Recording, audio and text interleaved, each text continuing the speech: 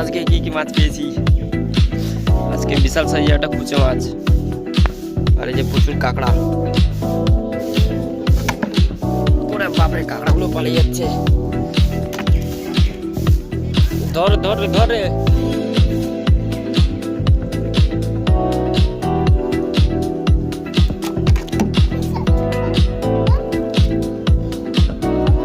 কাঁকড়াগুলো কামড়ে যাচ্ছে পুরো। আরে চাং করে মানে একটা মাছ পালিয়ে যাচ্ছে, চাং মাছ।